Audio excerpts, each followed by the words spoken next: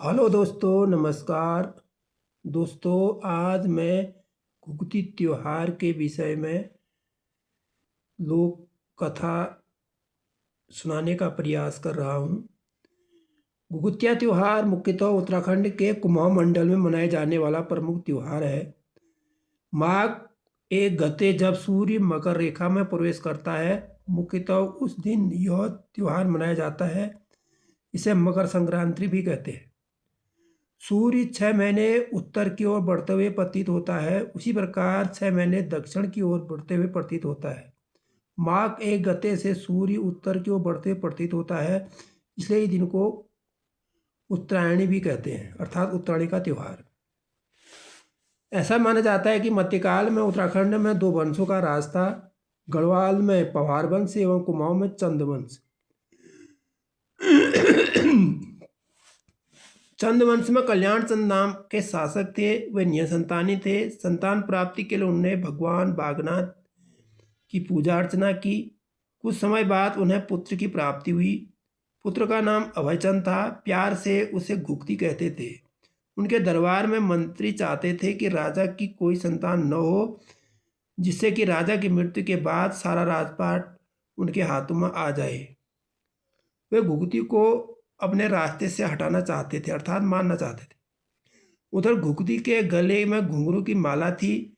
जब घुघती रोता था तो घुघती को चुप कराने के लिए उसकी माँ उसे कहती थी, चुप जा, वरना यह माला कौवे को दे दूंगी। जब उसकी माँ कौवे को बुलाती थी तब घुघती चुप हो जाता था। घुघती और कौवों के बीच मित्रता हो गई। वहाँ मंत्रियों ने मौका पाकर घुघती को मारने के लिए जंगल की ओर ले गए। जिस समय ले जा रहे थे उस समय कौवों ने उन्हें देख लिया और वो भी उनके पीछे पीछे चलने लगे और जोर जोर से काव काव करने लगे। काव काव की आवाज़ के डर से उन मंत्रियों ने जो है उस बच्चे को जंगल में छोड़ दिया, अर्थात घुघती को जंगल में छोड़ दिया और वापस आ गए। घुघती जोर जोर से चिल्लाने लगा। कौवों ने उस घुघती को चारों तरफ से घेर लिया। उनमें से एक कौवा उस घुघती के गले की माला को लेकर राज दरबार में पहुंच गया और चिल्लाने लगा। उधर राजा और उनके संबंधित जो मंत्री थे वे उसको ढूंढते ढूंढते परेशान हो रहे थे। तो अंत में देखा कि एक कौवा जो है नीचे माला डाल के काव काव की आवाज़ करने लगा और उसके आसपास मंडराने लगा। तो बाद में किसने कहा कि वास्तव में कौवे को इसके बारे में मालूम होगा।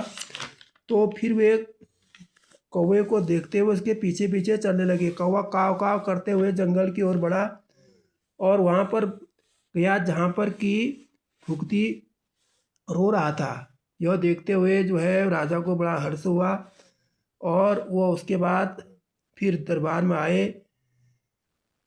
फिर घुघती की हत्या करने वाले मंत्रियों को राजा ने कठोर दंड दे दिया। माँ ने सोचा अगर कौवे नहीं होते तो घुघती नहीं जीवित रहता। माँ ने तरह तरह के पकवान बनाकर कौवों को खिलाया। इस प्रकार हर वर्ष वह घुघती याद में कौवों को खिलाती थी। वह दिन मकर संक्रांति का था। तो धीरे धीरे यह परंपरा का रूप ले लिया और इस त्योहार का नाम घुघुतिया त्योहार हो गया, अर्थात ये घुघुतिया त्योहार के नाम से प्रसिद्ध हो गया। धन्यवाद दोस्तों, नमस्कार।